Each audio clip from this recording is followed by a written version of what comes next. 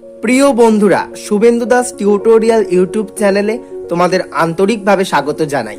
আজকের ভিডিওটি class 12-এর pol science ওরফে রাষ্ট্রবিজ্ঞানের ছাত্র ও ছাত্রীদের জন্য অতি গুরুত্বপূর্ণ। যারা 2021 সালে উচ্চ মাধ্যমিক পরীক্ষা দিতে চলেছ তাদের জন্য একেবারে বোমরাস্ত। আজকের ভিডিওতে 8টি অতি গুরুত্বপূর্ণ প্রশ্ন তোমাদের সামনে পেশ করব, যেগুলি পড়ে গেলে তোমরা পরীক্ষার হলে কমেন্ট পেতে বাধ্য থাকবে। চলে আসবো মূল আলোচনায়। তার আগে বন্ধুরা, যারা এখনো পর্যন্ত শুভেন্দু দাস টিউটোরিয়াল ইউটিউব চ্যানেলটি সাবস্ক্রাইব করনি তাদের কাছে অনুরোধ, চ্যানেলটি সাবস্ক্রাইব করে দাও।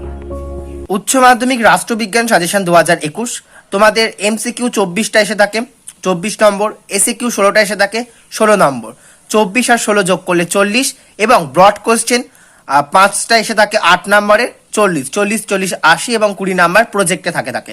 এবার এই 5টা প্রশ্ন যে অধ্যায়গুলি থেকে এসে থাকে সেগুলি পাশে বইয়ের স্টার মার্কস দিয়ে নাও।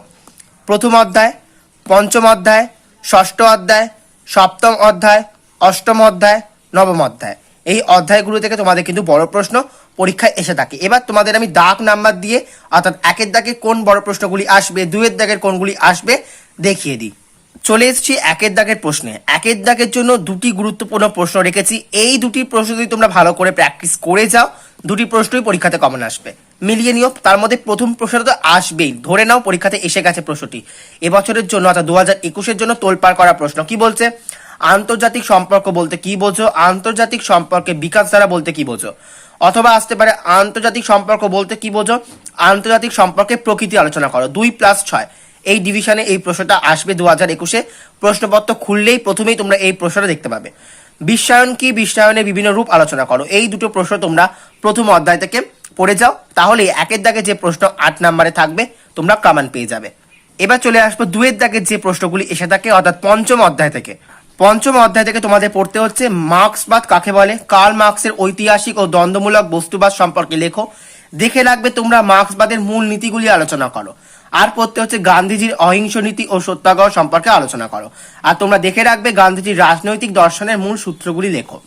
এই কটা প্রশ্ন তোমরা পঞ্চম অধ্যায় থেকে পড়ে গেলে 2-এর দাগে যে 8 নম্বরের প্রশ্ন আসবে সেখান থেকে তোমরা কমন পেয়ে যাবে। দুটো প্রশ্নের মধ্যে 8 থাকবে, দুটো প্রশ্নই তোমরা কমন পেতে পারো, আর একটা তো অবশ্যই কমন পাবে। এবার চলে আসবো 3-এর দাগের প্রশ্নে। 3-এর দাগের জন্য যে প্রশ্নগুলো তোমাদের পড়তে হচ্ছে, এক কক্ষ ও দ্বিকক্ষ বিশিষ্ট আইনসভার পক্ষে ও বিপক্ষে যুক্তি দাও। অতি গুরুত্বপূর্ণ একটি প্রশ্ন, আসবেই পরীক্ষাতে, দেখে যাও তোমরা। আধুনিক রাষ্ট্র শাসন বিভাগের কার্যাবলী আলোচনা করো, একটু দেখে যেও। ক্ষমতা স্বতন্ত্রীকরণ নীতি কি, এ সপক্ষে ও বিপক্ষে যুক্তি দাও। এই প্রশ্নটা গুরুত্বপূর্ণ রয়েছে, এটাও দেখে যাবে। বিচার বিভাগীয় সমীক্ষা কি, বিচার বিভাগীয় স্বাধীনতা ও নিরপেক্ষতা কিভাবে রক্ষিত হয় আলোচনা করো। এই 3টি প্রশ্ন তো অতি গুরুত্বের সাথে দেখবে, স্পেশালি এই প্রশ্নটা তো দেখতেই হবে। আর এই প্রশ্নটা অল্প হলেও একটু দেখে যেও। যদি এই প্রশ্নগুলো যদি তোমরা করে যাও, 3-এর দাগে যে 8 নম্বরের প্রশ্নটা এসে থাকবে সেটাও কমন পাবে। অর্থাৎ 3টে প্রশ্ন তোমাদের কিন্তু দেখিয়ে দিলাম কমন পাওয়ার জন্য পড়ে রয়েছে, আর 2টি প্রশ্ন দেখিয়ে দিই তোমাদেরকে। পরবর্তী অংশে যাওয়ার আগে তোমাদের কাছে অনুরোধ, আজকের ভিডিওটি যদি তোমাদের উপকার করে থাকে বা ভালো লেগে থাকে অবশ্যই একটি লাইক ঠোকো। আর একটু বলে রাখি, তোমাদের গত বছর হয়তো ইউটিউবে নেই, কারণ তখন আমি ইউটিউবে আসিনি। আমি এমনি জাস্ট ফেসবুক মাধ্যমে সাজেশন দিয়েছিলাম। মাত্র 10টা প্রশ্ন দিয়েছিলাম, 10টা প্রশ্নই কমন এসেছিল আগের বছর। তো যারা উপকৃত হয়েছে তারা অবশ্যই আমাকে মেসেজ করেছিল, তাদের উদ্দেশ্যে একটা ভিডিও রয়েছে, তোমরা আশা করবো দেখেওছো। তো শিক্ষকের যে সাফল্যতা অর্থাৎ ঐতিহ্য কখনো কিন্তু মিথ্যে হয় না, অর্থাৎ মানুষের যে প্রতিশ্রুতি সেটা কিন্তু রক্ষা পেয়েছে আগের বছর, আশা করবো এবছরও পাবে। তো বেশি না বকে পরের প্রশ্নে চলে যাবো। 4-এর দাগ থেকে যে 8 নম্বরে দুটি প্রশ্ন তোমাদের জন্য রেখেছি, দুটি প্রশ্নই অত্যন্ত গুরুত্বপূর্ণ। স্পেশালি প্রধানমন্ত্রী, ভারতের রাজ্যপালের ক্ষমতা ও কার্যাবলী ও পদমর্যাদা আলোচনা করো। ভারতের প্রধানমন্ত্রীর ক্ষমতা ও কার্যাবলী আলোচনা করো। এটা পদমর্যাদাও দিতে পারে, একই ব্যাপার।